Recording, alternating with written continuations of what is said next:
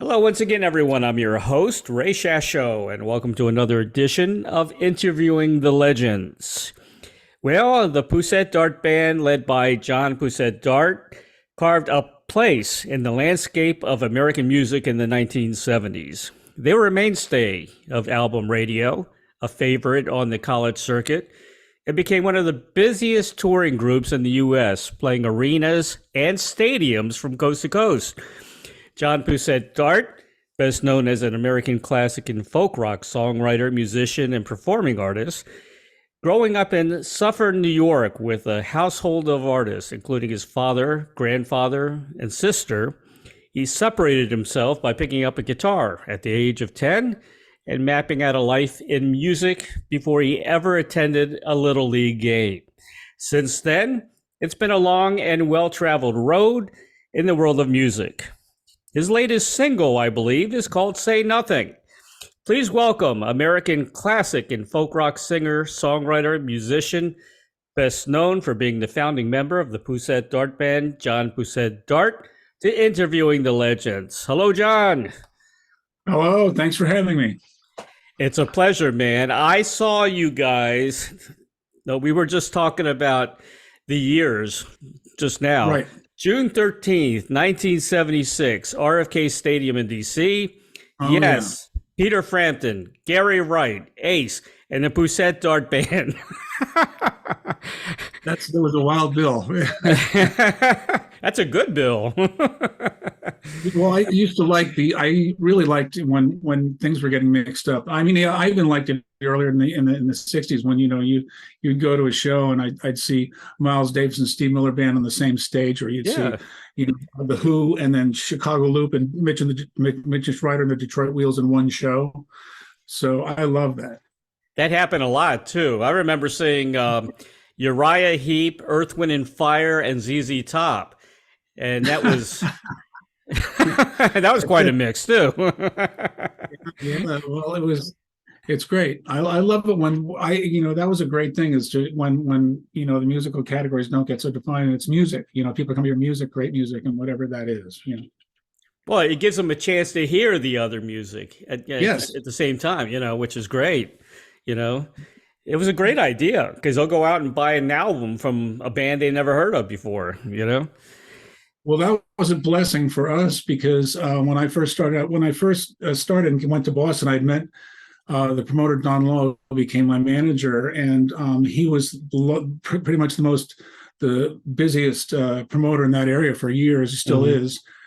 And he put us on a lot of bills. He worked a lot with Premier Artists, which had a lot of English artists on the bill, and so he put us out on all kinds of shows that we would never in a million years had the opportunity to be part of. And so we gained a lot of new audiences from people who absolutely had no idea who we were. Yeah. And it was a beautiful thing because we got to play and be accepted by another group of people you'd never walk in front of.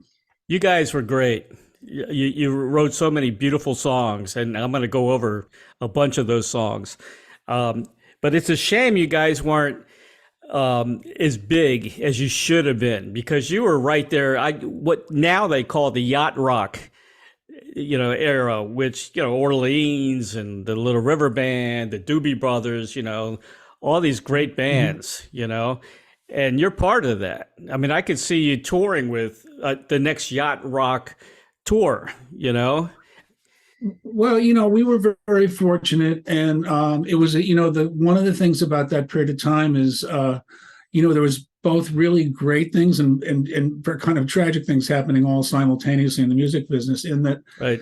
People don't realize how absolutely at chance and kind of just like throwing the dice it used to be at that point in time. Things are much more mapped out now strategically, and it's almost done like banking. Whereas back then, it was kind of the roll of the dice, and the whole business was kind of that way. There were no videos yet. There was none of that stuff. And so they, labels would sign an act and say, well, we're going to throw it up against the wall and see what floats. And, that would never happen today. So it was like the Wild West. And so it was more fun, and there was more excitement, and because it was kind of not defined yet. And yet a lot of incredibly stupid decisions, could be made, or a lot of very brilliant ones, so Yeah. either way. And so we experienced both sides of that, and I saw Mhm. up close and personal what it is, that really is the nature of the record business, still is the nature of the record business. But the way decisions were made that had nothing to do with who you were, or, what music you were making, So many bands got screwed back in the day too by management. And I just talked to Kenny Jones, the Small Mhm. Faces. He was the Sure, drummer with the sure. Who. When he was with the Small Faces, they made a lot of hits. He didn't make any money. He said he got screwed out of all the money back then. Which is a real shame. I mean, we were out. We did Frampton Comes Alive, Hmm. when that tour hit, and we worked a lot with Jay Giles, and man, there were all kinds of stories about the money that wasn't Yeah, made on the biggest growth tours, in the country. So very a lot of sad. things, went on, but that's the nature of the beast in the world of the I arts. know. It's like you really kind of have to be very, and I think that when you're young, you're not, they love young people because young people will sign Yeah, anything it's true. to uh, to do what they want to do. Okay, you got the single out. Okay, Say Nothing. It was Dawn Young was on vocals with you on that song, I believe. Yeah, she did Um, some answers with me. Yeah, Dawn. Yeah, and that's, and so it's curious you call it singles, because I have not, the last record I put out was, which was, I think, the best record, I feel very, was probably the most rewarding for me to make, was called Talk in 2015, right.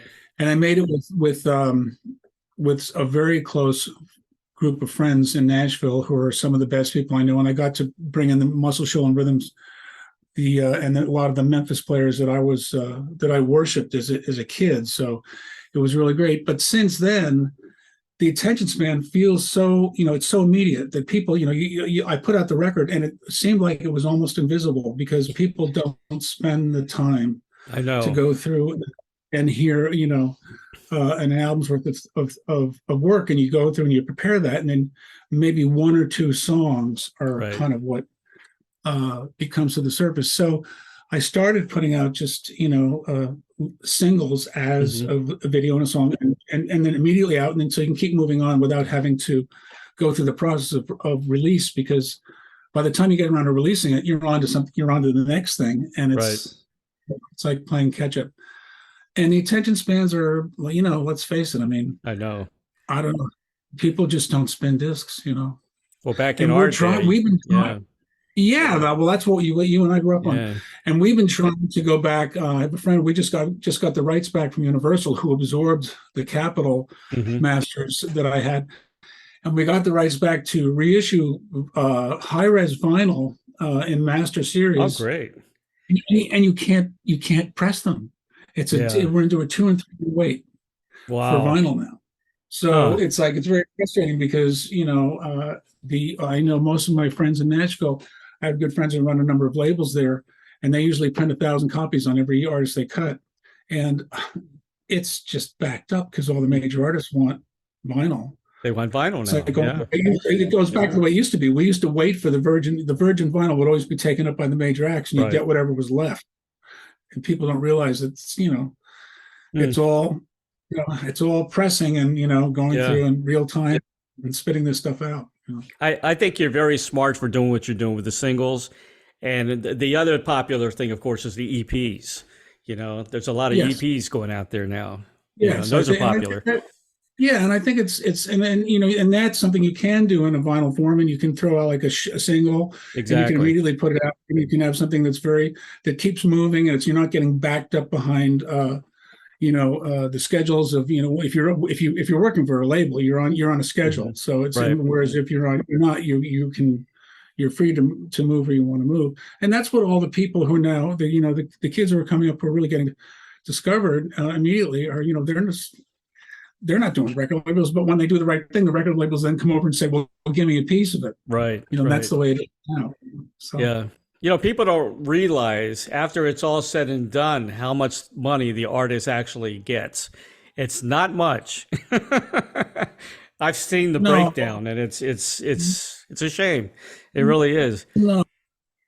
And we used to make money. We used to make good money, Hmm. even when we were on percentage points that were abysmal Right. from the way it used to be. But now, since the portals, since the digital genie's out of the bottle, it's all intellectual copyright. So it's not just us; it's screenwriters, it's people who write books, it's anybody who's dealing with intellectual copyright. Exactly. If you used to make if you used to make this much, now you're making Yeah. this much, and you Yeah. just got to make your peace with that, because that's the nature of the beast. And it's not just us musicians who are facing that; it's everybody who comes up with any good idea, Yep. and puts it out there. Yeah. I've written a couple of books, and it's I'm getting clobbered. My piece is like that. Yeah. It's terrible. And plus people have stolen. I mean, I see my book on eBay, and it's saying signed by the author. I didn't sign those. What is going on here? No, I mean, it's just, the business has always been what it is. I mean, when we were with Capitol, we were on a 5 record deal, and we after the fourth album we got cut when we were making records, and that time we were spending a lot of money on records. It was a very Yeah. decadent period of time. We were having a ball because we Hmm. could spend as much money as we wanted. And then that came in. We were on Capitol with the NAC was on the same label we were on. They turned in My Sharona for 10 grand. And at that point, all the labels went over and out. All you people, they just threw out the rosters and start Mm. over. And it's like going to be, you're going to hand us a finished master for next to Yeah. nothing. And that's all we're going to deal with. And that's Unbelievable. that's where we are now. That's where we are now. That's And incredible. the thing that really bothers me is, or it doesn't bother me because I don't really watch it, but I don't think people realize that all of these reality shows that they see, the reason they're there is because the networks have figured out how to pay people nothing. Nothing. And all these people, they're all competing to come on this and get paid nothing, hoping that that one person gets through Yeah. out of maybe 1 million and gets the break. And that's just kind of crazy. All That's these like guys, literally sitting on the biggest roulette table in Vegas. That's literally like throwing it out there, just all these rolling the guys, dice. all these guys with the crazy headlines, like when you go to, I don't know, any of the big search engines and you read the news, a lot of Yeah, that stuff, these guys don't get paid hardly anything. I mean, I, no. I actually work with CBS for the Tampa Bay Mhm. area, writing about entertainment. You won't believe what they were paying me. I quit. I said, this is ridiculous, you know? No, no, and it's and the real kind of the journalism and the writers are the people who really authors are people that are important, and teachers. This is the most important part Yes, of the population sure. that's spreading, uplifting information that's needed, that people need to see and hear Yeah, and it's listen all to. And so changed. it's a troubling time, but Yep. there's still. I think that the one good thing is that despite all that, there's still a lot of really great. There's still a lot of great art being made, like on every level, and Yeah. and it's just become different. It's become a different game. Yep. And I was driving out from the city, and I tapped into NPR, and there was a show about a kid who's 18 Hmm. who was he was working 2 jobs, going to high school and making music in his bedroom at night. And he was making these clips and sending them to TikTok. And he had done a couple of these things. And somebody Right. hooked up with him and said, "Look, write a bridge on this and put it out there." And he put it out there, and within a day, he had 1 million hits. And a week later, every record label in the country was calling him to sign him. Wow. How about that? And Huh. that's kind of how completely, the TikTok, the attention span of something that's like immediately that Yeah. fast is really how what people, that I mean, the capacity for someone like my age, I don't know how old you are, but for me to process, you know, thinking of that I have to compact something into that amount of I information know. to kind of, and kids can do that. Yeah. So God bless, Yeah, they're good God at it. bless them. That's for sure. My Yeah. my daughter, because you can't put a full like a 1 hour video on Instagram. It's got to be short. So I did an interview with Ian Anderson and Ann Wilson of Heart. And Right. the one with Ann Wilson was funny because I was interviewing the main guy from, well, the keyboard player from Styx, and Ann Wilson was going to be my next interview, but she popped in 2 hours early, and she popped in while I was interviewing the guy from Styx. So she thought that was funny and cute, so she condensed it for me and put it on Instagram, But I'm not good at editing and doing stuff like that. So at least I got a daughter that can do it anyway.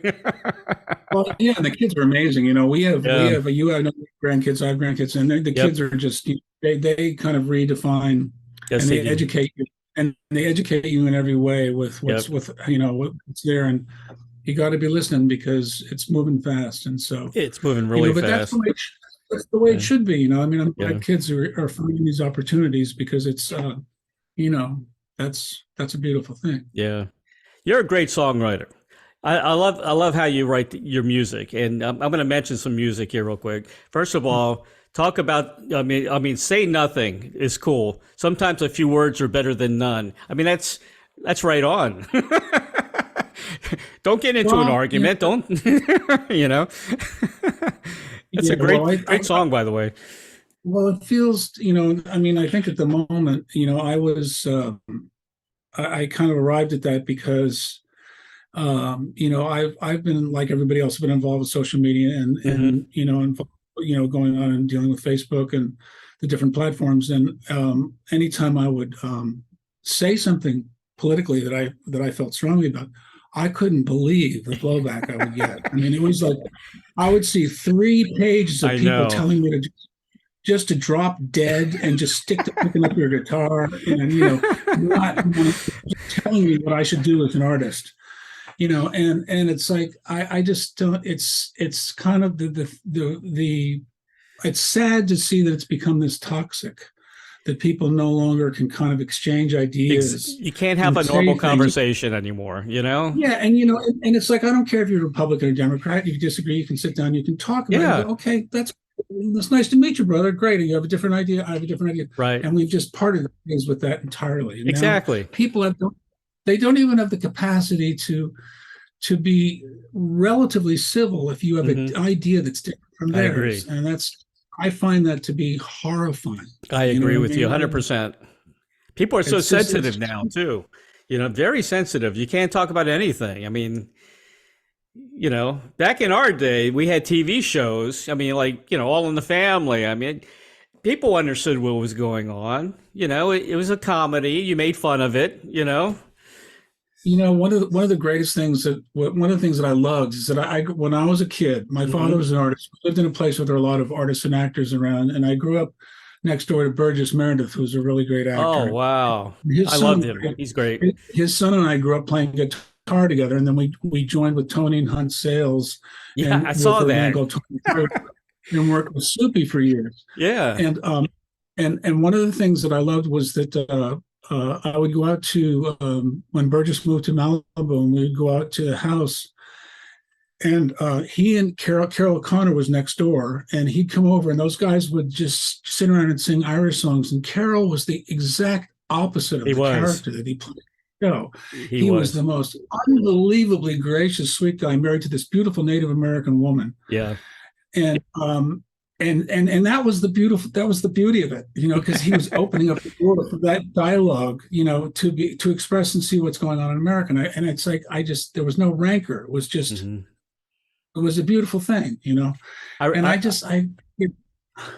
I get I sad read when about you in Soupy Sales Kids, and Soupy was one of my heroes, man. it was mine too. Yeah, no, I left school and moved into lived with those guys with Jonathan for a year when we were working with Soupy opening up the shows he was doing, and it was just like surreal because we were just dumb kids, we Yeah, didn't know what we were doing. he But he was was so great to be cool. around. Yeah, Yeah, he was the precursor to an awful lot. I remember the door. He opened the door behind him, White and Fang. one time they had a naked girl, totally nude. I remember seeing the He reruns was of a that. He was a very sweet man too. I mean, Yeah. he was a really, and Frank Nastassia was White Fang, was also a really sweet Yeah, guy. White Fang. They were just ahead of their time, you know. Yeah, those were cool times back in the 60s. Yeah. I like Jimmy Dean too. Remember the Jimmy Dean show? Oh yeah, yeah. Yeah. All the Muppets came from there. A lot of the Muppets. Oh yeah, for sure, Yeah. for Yeah. sure. Um, a song you wrote, a lot of people commented it brought them to tears. I think you know what I'm talking about. What is that? Who I am? Yeah. Yeah. That's a So very strong song. so the way that came about is I never used to co-write until there was when Asylum was Records was around. They had a Nashville division, and the A&R guy who was the head of that was an old fan, and he called me up in New York, said you should come down here, and he set me up with co-writes with almost every legendary writer. I mean, it was just surreal. I had 2 weeks of co-writes with some of the most, I'd never done that before, and I was scared to death. And I'd walk in every day and co-write with a different person. And they brought me down there for that to be a record, and then they didn't sign the record, but I wound up with all the songs. And one of the people that I started writing with was Jamie Kyle, and we continued writing. She wrote a lot of stuff for Ann Wilson and for Heart, and she had Faith Hill's first hit, the Right. Wild One, and so we kept writing together. And one of the after that, I was to go down to write with her, and I was leaving, and we had been going out to Bethlehem, PA, to hang out with Dawn's mom who had Alzheimer's, and I'd bring my guitar and play, and she was filming it, and they would the music, just when you'd play, it was like they would go from the state of just kind of being totally withdrawn to completely alive. It's like they totally reconnected. The music just reconnected them. And they asked me to learn a song, The Isle of Capri, which is the old kind of song, Frank Sinatra and many different other singers did. Wonderful song. So I learned it, and I went out there and we sat down and played it, and they all sang. And then when the song was finished, they said, "Do you know The Isle of Capri?" And I said, "Yes, I just happen to know that song." And we played it again. And then I finished. They said, "Do you know The Isle of Capri?" So it was like, mind boggling. So we started thinking that, and that turned into be the basis of that song. And when I went down to Nashville just after that, Dawn gave me some lyrics that she had in mind. When I went down, Jamie's mother just died of Alzheimer's. So boom, that was the song. And it just I was like almost a vehicle, part of this whole passing of that. And it was that video has been in festivals around the world. It's been gotten a lot of response because I think everybody knows what it is. Everybody's going through. My mother's 103, and surprisingly, she doesn't have Alzheimer's. Wow, God bless her. Oh Yeah, my she's God. still going. She doesn't remember specific things. Yeah. She doesn't remember that she always, when she gets on the phone, says, "So where do you live now?" But other than that, you can have a conversation with. That's normal. I do that. My mom did pass away from Alzheimer's, and that's another reason why that song. But she was 93, and my dad was 96. So know.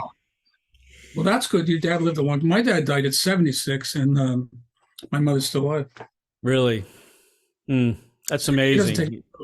She doesn't take any pills or do nothing. She's still going. But yeah, we're gonna get her up here. She's gonna this next week. But go figure. I mean, that's like the randomness of life. Some people just get taken down so fast with all kinds of things, and you just got to appreciate what you got. Well, it's an incredible song.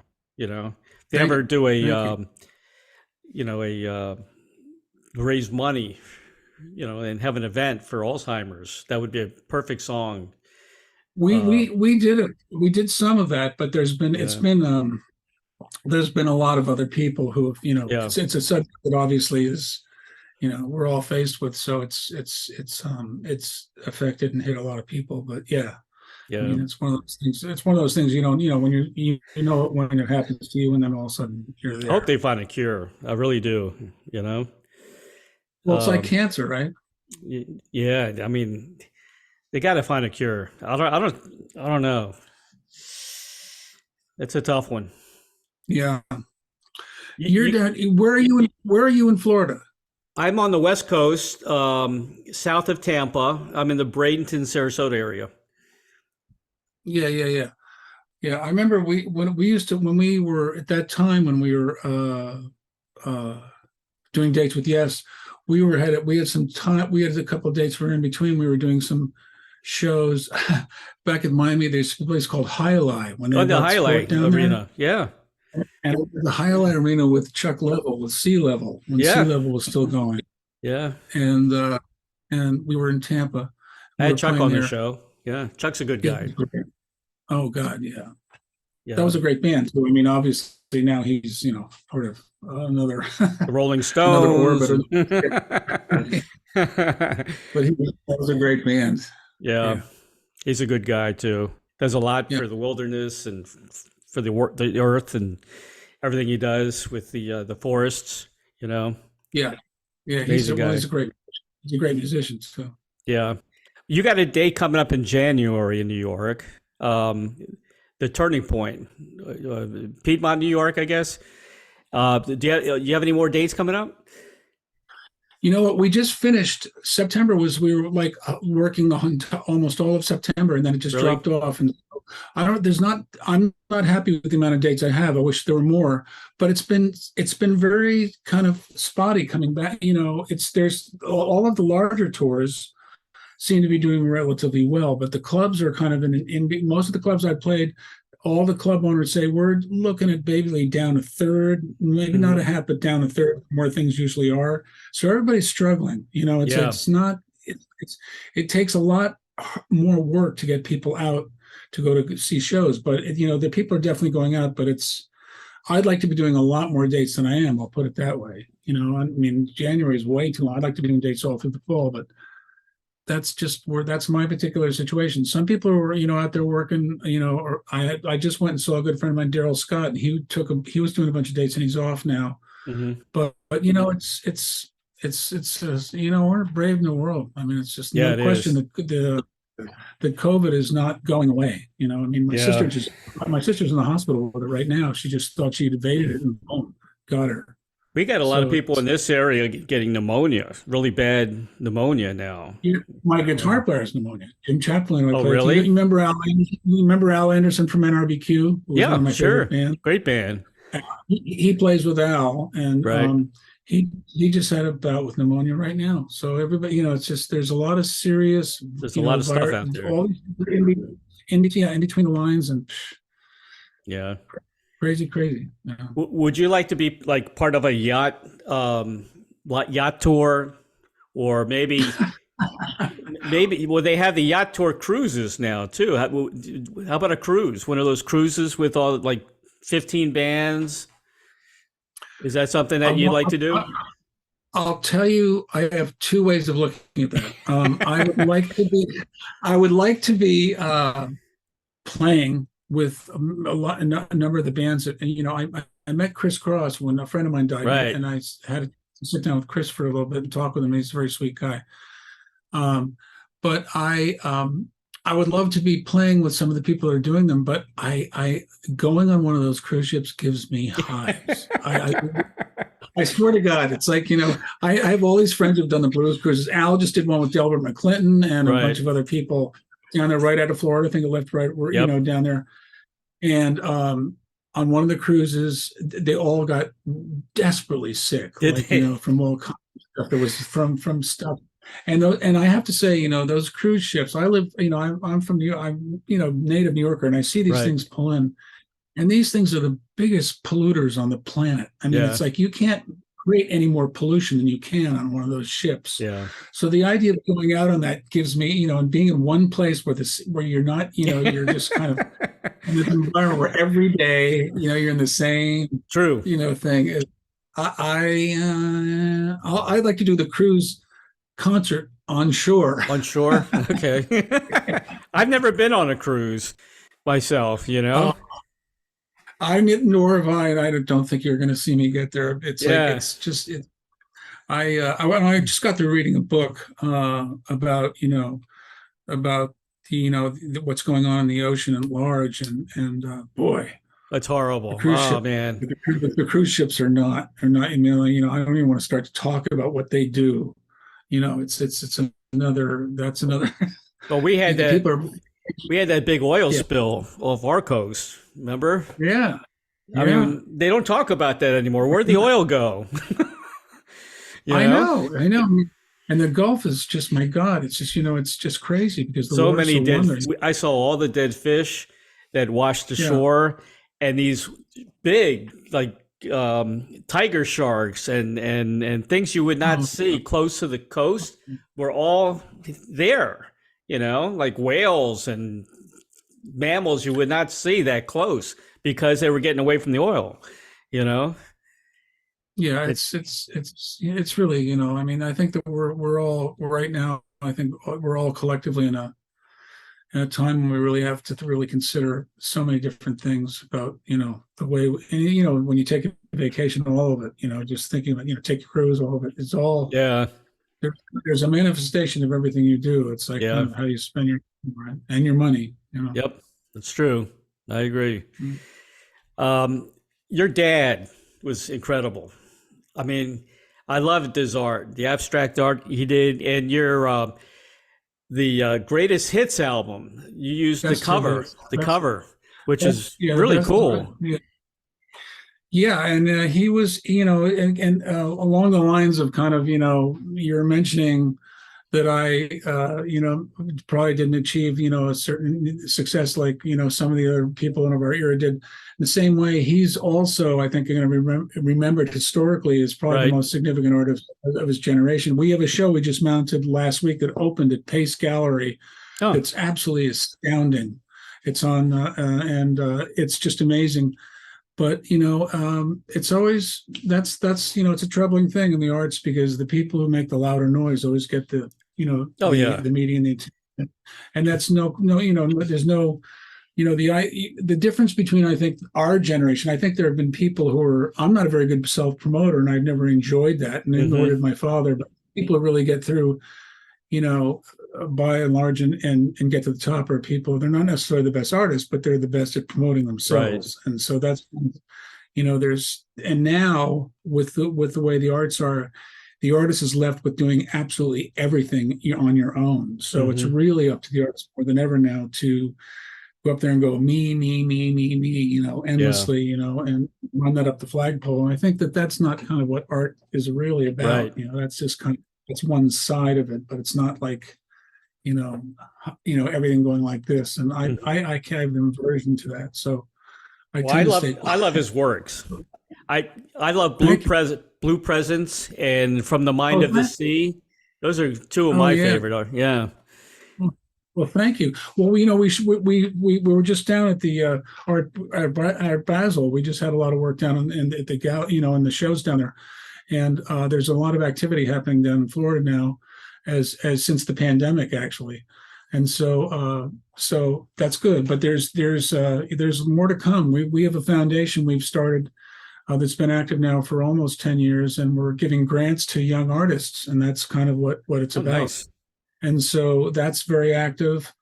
And the house where I grew up, where he did all of his painting and his work, Right. is now becoming a museum. So it's already open. It's open for conservators and for research people. But we're trying to get it to the point where we can have more people come in. But so we continue on. My sister is an artist, as you mentioned, and my whole Hmm. family are artists except for me.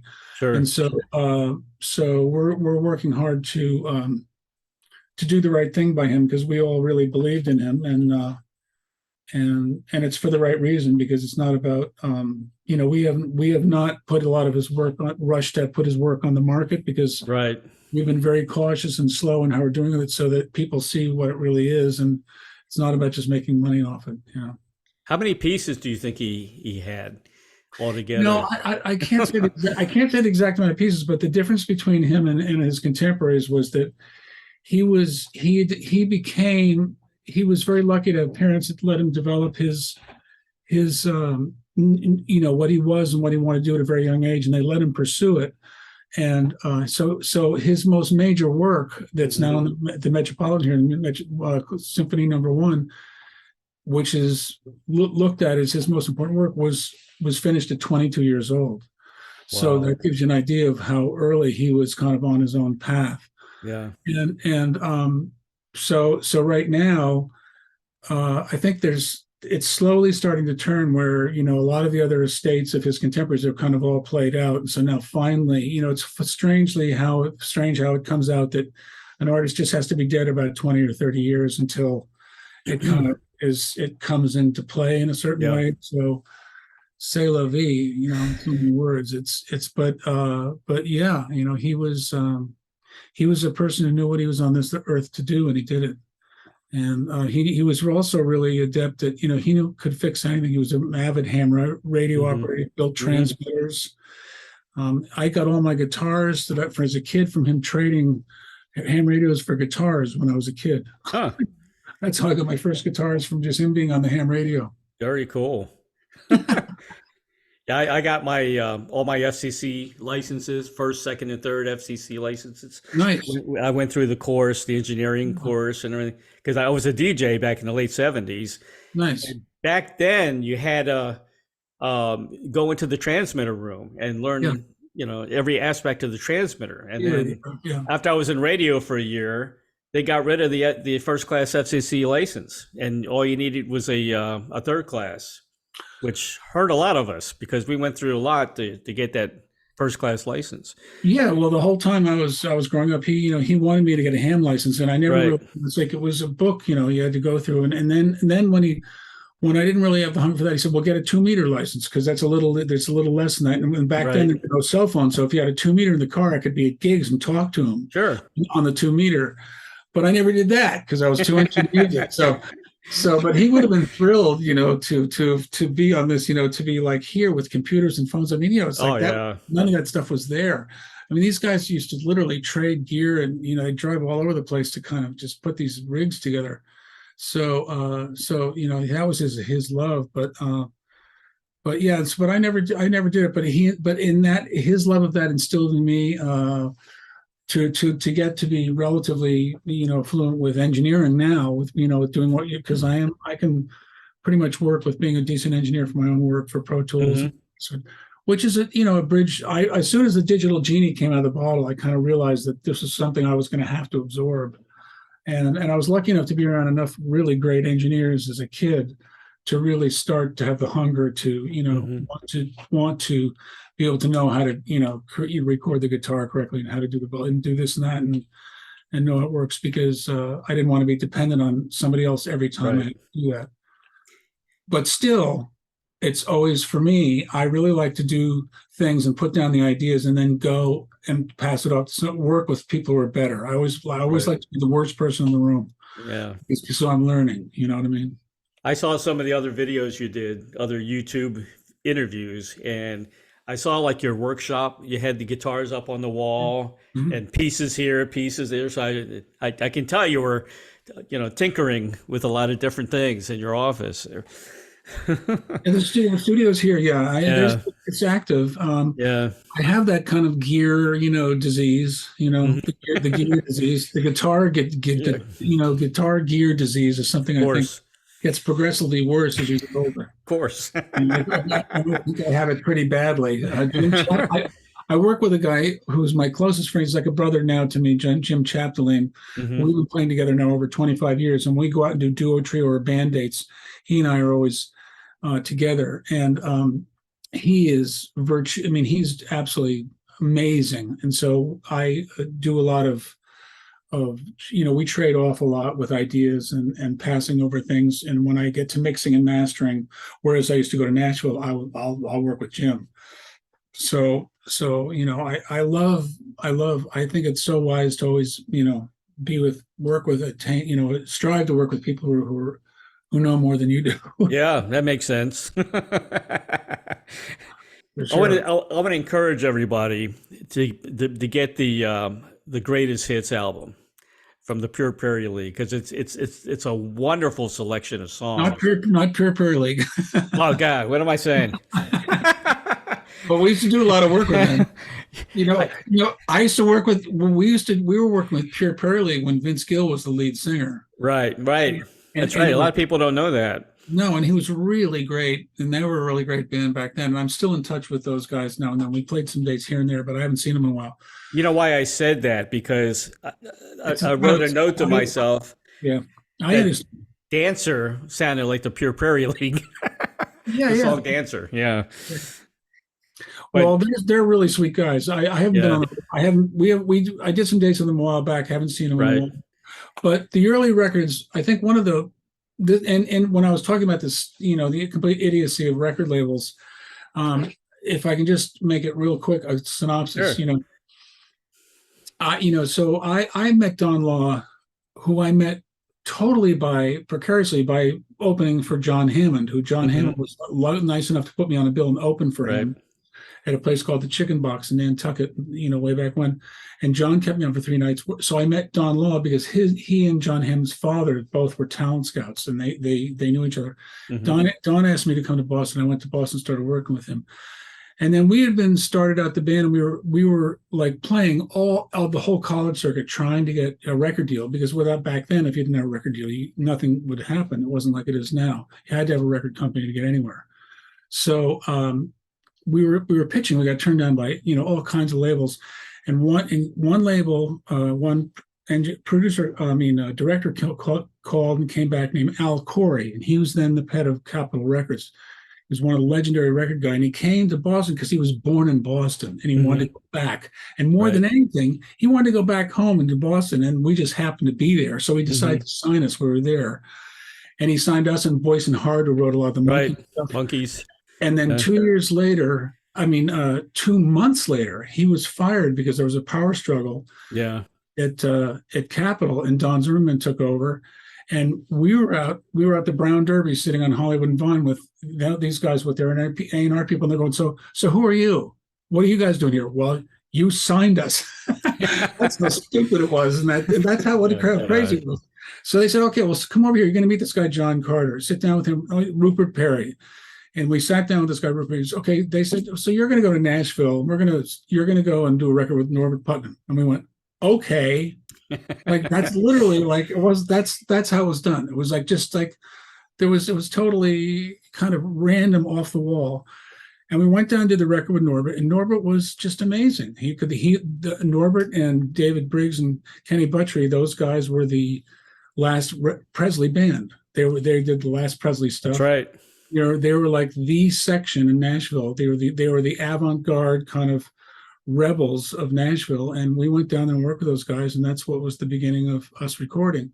So I went to Nashville when I was 21, and there were three TV stations, there were 3 clubs: the Exit Inn, the Gold Rush, and Julian's, and it was literally like a little town.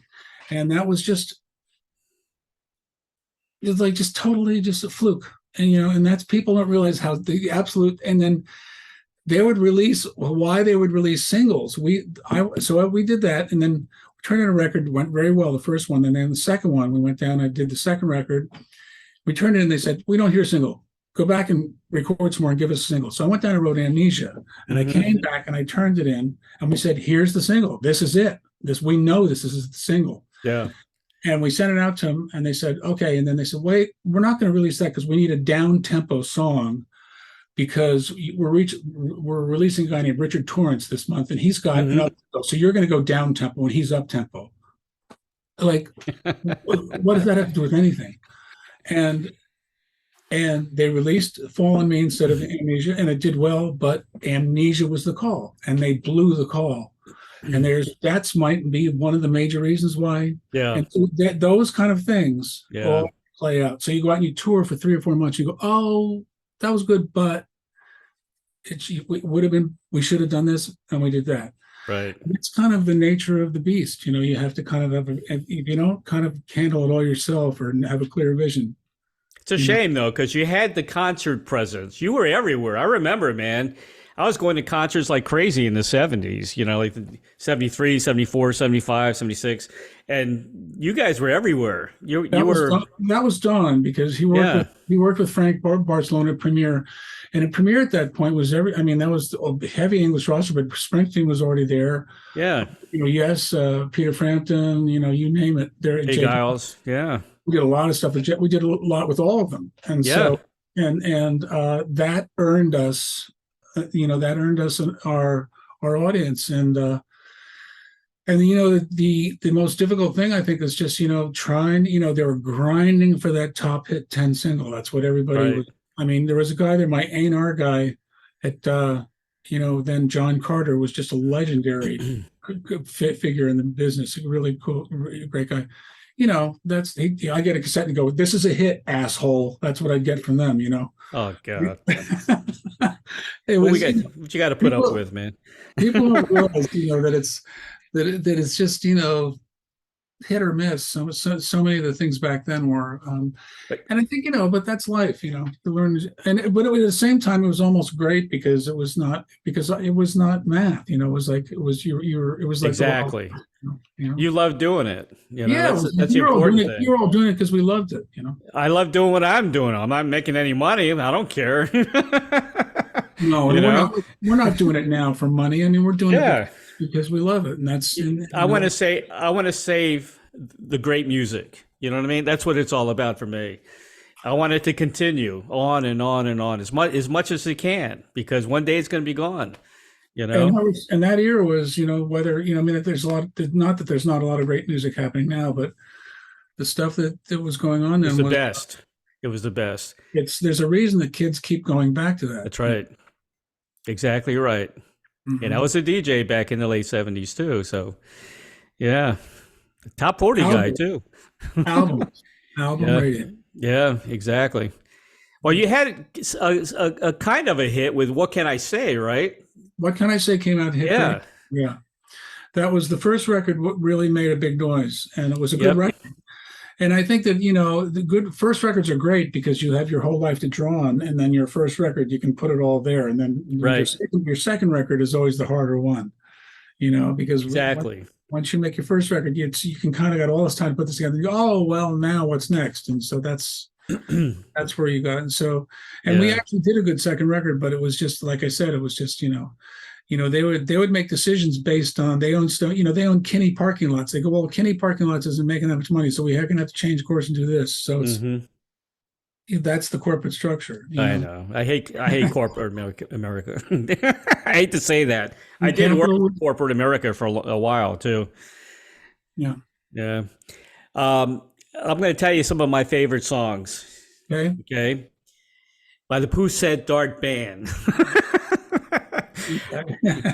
Woman in My Dreams. I love that song. Thank you. Okay. It's a kind of jazzy blues track. Mhm. Very different.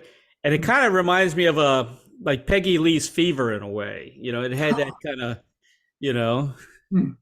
That's cool. that's a cool song. Very cool song. That was the first song I ever wrote.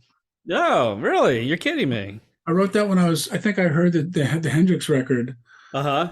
or experienced it. I wrote that when I was 16 or something like that. Wow. How about that? Yeah, well, that was. I remember when that record came out. It was like everybody just went, "Oh my God!" I love it. All Your Lonely Hours is another favorite. That's one of my favorites actually. All Your Yeah. Lonely Hours is a song I really like a lot for like quite a few reasons. But it's yeah. I thank you for that. I like that song as well. Amnesia reminds me of the Eagles for some reason. A little bit Mhm. like the Eagles. Yeah, we did some shows with the Eagles when Bernie Layden was in the band, Right. and we did some shows with John Hartford, us and the Hmm. Eagles, and John Hartford was amazingly great, and the Eagles were great. Bernie Layden mixed our show when we worked with him. Oh, really? Yeah, Huh. he was a nice guy. Yeah. Um, Winterness, which is another cool track. It kind of has a Steve Miller groove in a way. That was my take anyway. That's another favorite of mine. Thank you. I like Steve Miller. I mean, Children of the Future was that first record was a great record. Yeah. When we play now, I've been playing uh, one of his songs. I'm trying to remember the title of the one. It's Baby, those are the wrongs, keeps on calling me home. It'll come to me, the title. I always remember the lyrics without the title. But Which album is it on? Is it Children of the Future, Oh, first Children one. of the Future. Okay. Yeah, which Yeah. is a great record. Yeah. I like his early stuff too, before he got commercial. You know. That was the first one. Yeah, yeah. Yeah, yeah. He's been Yeah. around a long time. He really has, and he's really Yeah, the whole time we were there. He was churning out the hits for Capitol. I mean, he was one of their mainstays. Him and the Beach Boys were like just yeah. nonstop. Boz Scaggs was in his band, right? Boz Yeah, Scaggs. Boy Skaggs were in the band. Yeah. Huh. Great stuff. Good stuff. Listen to the Spirit, another favorite. Sounded a little bit like Crosby, Stills, and Nash and Young. Is what I heard I of wrote that. that. I wrote that for my father. Yeah, Yeah, I love that. Talk about Yacha. Yacha. Yacha. Yeah. So Yacha was. I used to play a.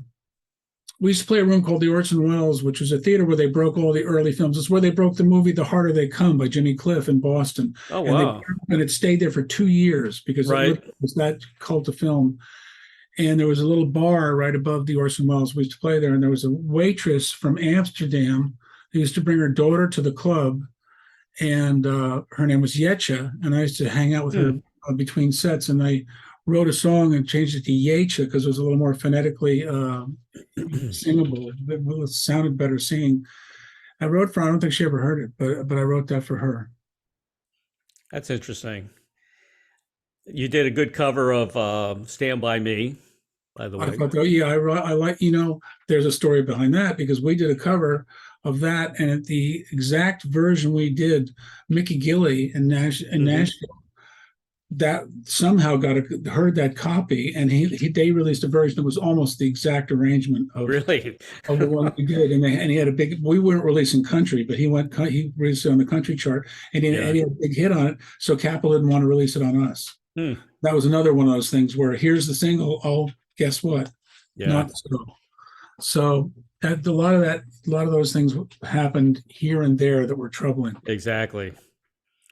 Then there's a funky track that you guys did. It kind of surprised me. Got to get far away. Yeah, that's nice. That's fun. So that was John Curtis wrote that. That's a kind of fun song. What year was that? That That's song came out. you're talking 78, 79. Okay, it's around. Let's see, something about disco time. Yeah, so that's also a big reason why the whole thing came crashing down because we had a 5 record deal, and then the Knack turned in My Sharona, and then the Bee Yeah, Gees hit with Saturday Night Fever, and the whole thing was moving over to disco. exactly. And disco was going on, and then also out of England, the tech thing was hitting. So Yeah. There was this disco thing, and then the tech thing, and I was going, oh my god, I don't see I didn't see where I fit in this whole thing at this point because it wasn't based on songs. And it wasn't really till and back then, Capitol, I knew that I was friends with Bonnie Raitt, and they asked me if they were interested in getting a hold of her then, and they didn't because Warner wouldn't let her out of her contract. And at the end of the 90s, they finally got her, and then she turned in the Mike Reed song on her first record, and that just put her on the map, and that was for Capitol. Yeah. And that was a great record. That was a really great record. But there was a lot of just really, it was just to see the whole kind of very decadent period of the rock and roll scene that was, morph into disco, and then with the tech and the punk thing coming from England, it was a real, Yeah, it was. there was a very discordant thing going on in terms of songwriting anyway, Yeah. because songwriting it wasn't about songwriting, it was about the hair and what you look like, and it was all just kind of Yeah. your vibe and your look and it was very little to do with songs per se for me anyway. That's when I was on the air. I was part of all that. Yeah, I played yeah, first rap song, first commercial rap song, the Sugar Hill Gang. oh yeah.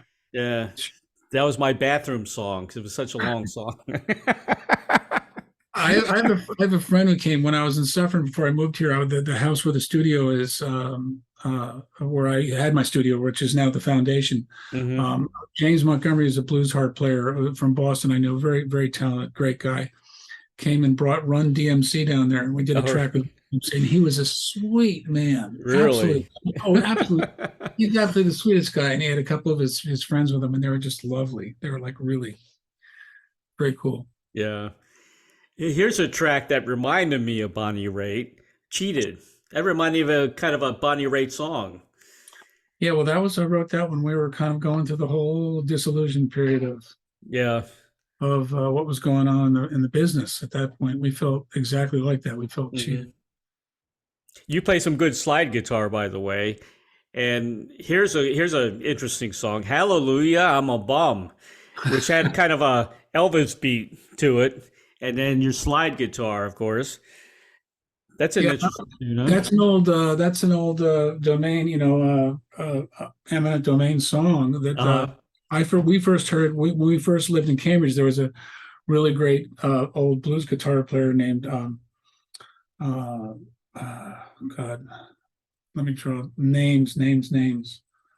Um, it'll come to me.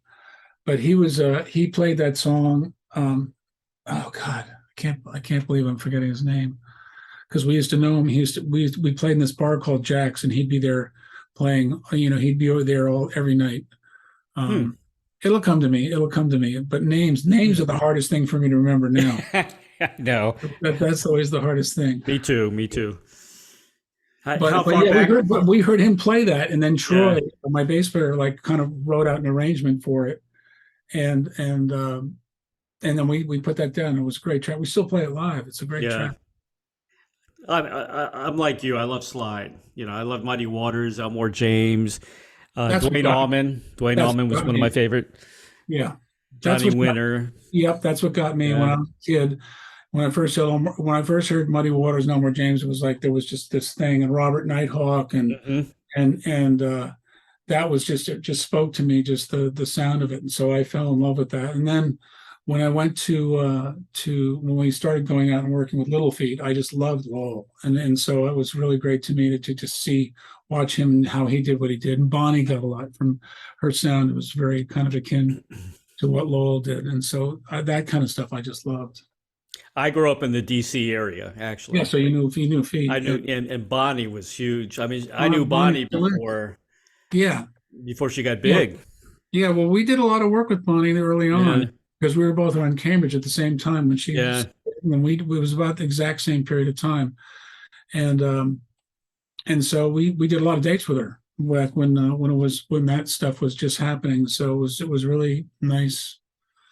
It was a great period of time, between Yeah. then and Little Feat, and we did a lot of work with Orleans back then. Yep. I know all those guys Mm-hmm, from Orleans, mm-hmm. and I know all the guys from Firefall too. Sure, sure. Yeah, I love Firefall. Yeah, You know. great band, great band. Yeah. Um, what do you think the biggest highlight of your career has been so far?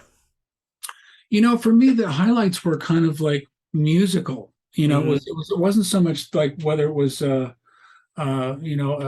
commercial highlight. It was when we were gone when we were working with Little Feat. I Yeah. going out and opening shows and coming out and doing a few things with them and with Lowell, and that to me was a real high point for me. Bonnie, working with Hmm. Bonnie was really great because it's just so much. It was so much a kinship. It was so much, it's like a brotherhood, and so those moments were the highlights for me. I think we did one show, the last show that I think that I remember doing. We played with John Hall and them in Providence, Rhode Island, Hmm. and the promoters threw this huge party at this Hmm. house, opened up this whole house, and it was just a night. It was like you go, oh, this is kind of what it can be.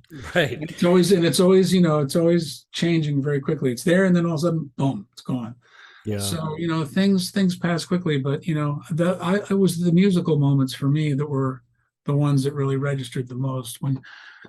And also the high points are like when you get a song and you've done it, and then you start to put it down, and it's just after you kind of create it, and when you get something and it's a vehicle, it's moving. That's the nicest times when Hmm. you feel kind of the whole creative, um, all the pieces starting to assemble themselves. That to me is what it's all about. Right. What Right. happens after is just whatever happens after. Exactly. Yeah. Yeah. You must know John Hall pretty good because he was a congressman, I guess, in New York, right? In New York Well, district. yeah, well, we did a lot of work starting out back when we were with Bonnie, working with Bonnie, we were working with Orleans, And so we did a lot of work back then. And John Hall produced my demos that got us signed to Capitol. So Right. we cut those at Bearsville with John and Wells Kelly before Wells Okay. died. So John and Wells played on the original demos that got me signed to Capitol. Right. Very So cool. so that was John goes back pretty far Yeah. for for where we were starting to hook into the record world. Yeah, he's been on the show several times. He's a nice guy. Sounds great. Yeah, I want to play racquetball against him one day. He says he's a good player. Oh, I'm sure he is. He's very competitive. Yeah. What was the first concert you ever been to? The first concert I think I was ever at was to see the Left Bank Yeah. at the Spring Valley Tigers Den in New York, and they had some of their equipment didn't show up, and so they were just playing with kind of like half of a kit. Really? And it was just like this kind of very, surreal kind of scenario after hearing that song, Walk Away Renee. You thought, oh, this is going to, and then it was just kind of didn't quite happen like that. But that was, when I was a kid, when I was very young, and Pete Seeger used to play around a lot wherever I was, because I actually live right down the street from where he Really? he is. I'm right down the road from where Pete Seeger's Clearwater Wow. abode is, and so that's right near me. But and then I just started. We used to drive in.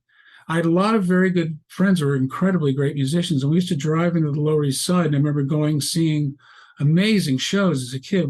I went down to a club, used to be a club in the East Side of New York called Slugs, way downtown. I heard John McLaughlin, Tony Williams, and Larry Williams, Tony Williams' Lifetime, which was mind-boggling. That was the first absolute power, trio like none you've ever seen. And then the bills that were going on then were amazing. You'd go to the Fillmore East, and it would be Miles Davis opening for Steve Miller Band, and the people in the audience wouldn't even know who Miles Davis was. I know. No, so it's just and that was the kind of and there used to be these things called the RKO shows on West 58th Street, and I went to one of those and saw the Who, Mitch Ryder and the Detroit Wheels, the Chicago Loop, and the Blues Project. Wow! In one show. Nice. And that was kind of that's what I loved about that period of time, because it was like just throw it in. Just throw it all in there. Yeah. My first show was Jose Feliciano and Curtis Mayfield. Oh, nice. Oh, my God. You can't get much better than that. That's great. That's when I think Curtis Mayfield was on the cusp of the Superfly album. Curtis Mayfield. So was Jose Feliciano. We did a few gigs with him. He's just amazing. Yeah, he is. He really is. Here's a question I ask everybody, and I get some very interesting answers. If you had a Field of Dreams wish, like the movie, to perform or collaborate with anyone from the past or present, who would that be?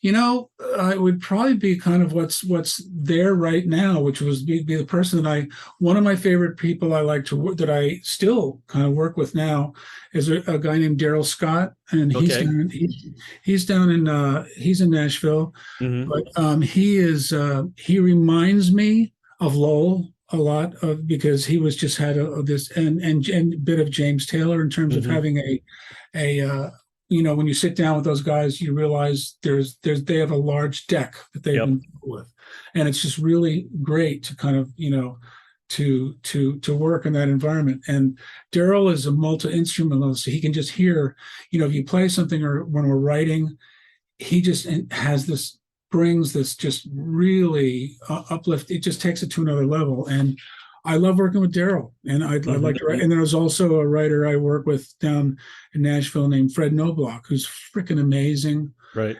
I love, I haven't been co-writing so much lately, or, largely because of, all the obvious reasons. So it's slowed down a great deal.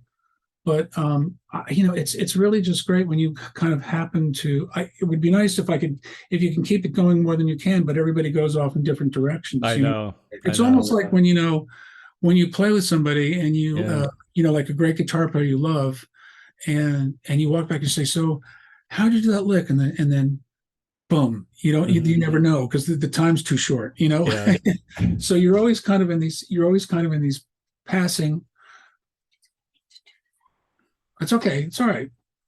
Um, it's you're always in these situations where you'd like so much. You always want to know more than you can kind of get at. It's like Right. you're always kind of going by, and you turn around, and you go, oh, but Yeah. and that's I think that's a lot of what life is. You just got to kind of find a way to kind of pick up the pieces wherever you can kind of find them, Yeah. because there's never enough time. There's never enough time. There's I never. love I love the acoustic guys. I had Livingston Taylor on the show. Great guy, man. He put on a show for me, and he's a great teacher.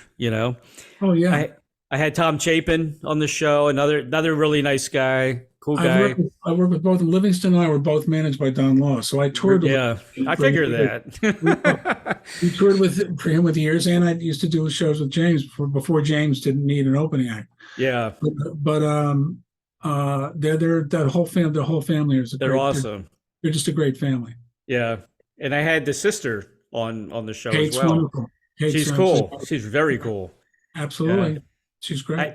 she was on. We did a Zoom with her and Peter Asher because Yeah, Peter Asher produced her yeah. album, I mean, which was yeah, really cool. yeah, absolutely. Yeah. I didn't get James yet. I haven't gotten James yet. I guess he's tough. He's too busy. Well, James is an amazing person. He's very, I got to tell you, man, he's just very humble and down to earth. He's not, Yeah. he's as communicable and nice a guy as you're ever gonna meet. The whole family is all the Mhm, Taylors. mhm. John, what's next for you? Are we going to see a blues album from you coming up? Uh, I don't. I wish I knew. I think that there's. You mentioned slide, and that's like a lot of what I yeah, love to do. And so I'm trying to think of some tracks to do to kind of develop that into some more things that I haven't done yet. There's always more to do. A lot of things I've been releasing here lately have been mostly acoustic things because that's what I can do, kind of, by myself alone. But I'd really like to do some stuff that has a little more. Make kind of greasy rhythm section things with slide and some I think it's just more it's going to keep navigating. I never know where it's going to come from. right. I think that the best songs that ever come, as you mentioned before, for me it's almost as if the best things happen when you don't even know Hmm. they're coming. You're just in a neutral enough state where you're able to kind of receive it. Right. And that's to me when the best material comes, not when you're sitting on trying to do something, but you just happen to be open enough to be a vehicle for it. And so when that will happen, I have no idea. I have no idea. I'm trying to keep hoping, that it'll just find it around the next corner, but life isn't like Well, that. you could even invite some of your friends to collaborate. Well, and that's what I have a place in Nashville, so I go down and Oh, great. so Good for you. I have a place there, and so I go down and because I was writing for many years there, and so I go down and write Hmm. try and pick off dates with friends. I'm going down to see Daryl. Daryl is you would have heard him on maybe Band of Joy with Robert Palmer. He was in Sure. that, Oh, yeah. and Yeah. but he was just here. He played up here, and we're trying to get together in January. And then we've both been talking about buying places in another country. Another country? Where? He's thinking about Italy. I'm thinking about France. I like Italy. We're planning a trip to Italy. Well, Yeah. he knows he's very good friends with a great guitar player named Beppe Gambetta, and so Okay. they're close. And Yeah. Beppe's turning him on to some places there, so I think that's in his mind. I love the food in both countries, man. Well, yeah, and also my wife is fluent. My wife is fluent in French, and we have many friends in France. So Oh, that's uh, right. Yeah. Yeah. maybe Your maybe heritage. That's your heritage. we'll see. We'll see. I don't know. Well, I got some Italian in me, so that's As that's why I long as want to go. as long as you can keep eating, that's all. Exactly. Exactly. John, you got anything else we need to promote or talk about? I think that we're going to there's a song. I just finished a song, which I know Okay. we're doing a film on. It feels more like a film than a video. I'm Hmm. trying to get it done. We haven't shot it. We've shot only the principal footage for it, and that's going to be coming up. I don't know the exact, when I'll get that out because as the seasons are going on, the holidays and stuff. So we're trying to time that out, but there's one coming. but it is more. It's more kind of. I'm trying to just kind of song.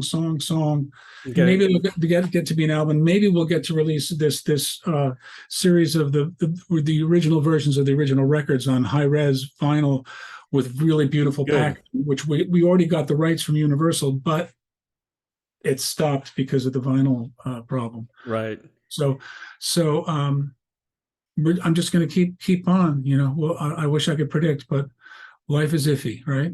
John, you still got a lot of fans out there. I mean, when I announced that I was going to interview you, there's a lot of people coming out of the woodwork that's, really love the band and all the memories you brought and everything. So, well, thank you very much. Listen, I really appreciate you taking the time to talk to me. Of course. But your list of luminaries is pretty amazing. I mean, I just can't believe how many people I can't either.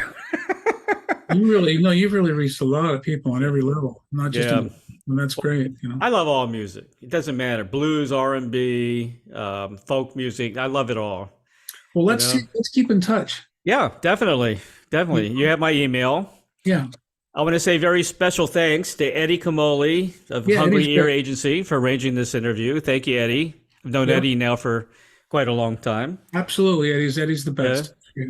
And everybody purchase the best of the Pousette-Dart Band. It's available on Amazon.com. Your dad's work of art is on the cover. A lot of his art could be album covers. You know that? Well, yeah, I mean, there's no doubt about that. Yeah. His work is surreal. I mean, it's just, there's no words for it in my, for me to talk about it. We all believe in it greatly. Also, the last record that just kind of went by quickly, "Talk," has got I got Reggie Young, my hero, on the whole record with Dan Dugmore and the Muscle Shoals rhythm section. Okay. There's a ton of great stuff. I got to do duets with Becca Bramlett, Rhonda Vincent, and Jonelle Mosser. So there's a lot of good stuff on that last record, "Talk," and that's floating around. I'll definitely promote that as well. I'll add it to my list here. I think you'll enjoy it. Okay, definitely. Everybody can find you at your official website, www.pousette-dart. We're re-upping that right now. Okay, good. You're on Facebook and also on Twitter. Mm-hmm. Instagram? Are you on Instagram? Yes. Okay, also on Instagram. And I'm also listing your discography of all the albums, singles, and everything on all the websites. And I'll send you, once this is published, we'll get you all the links so you can use those links anywhere. I stream everywhere. I'm on Spotify. I'm everywhere. Well, listen, it's really a pleasure to talk to you, and I really appreciate your taking the time. It means a lot. Of course. And I love the fact that you come from where I come from, the same place, and just eating up everything that was going on through that whole period of time. The greatest music ever. No doubt. It really was. No doubt. And I got to see you. It was a long time ago, but I got to see the band. hopefully you get to see the band again. I hope so. And come to Florida, man. I'd love to. I'd love to. All right, John. Take care. Thank you for having me. Thank you. Okay, you guys stay well. You too. Happy Thanksgiving, man. Yeah, you have a good Thanksgiving. Stay safe. Right. Stay safe and sane. Yeah, exactly. You too. Bye-bye now. Right. Take care. Bye-bye. You too.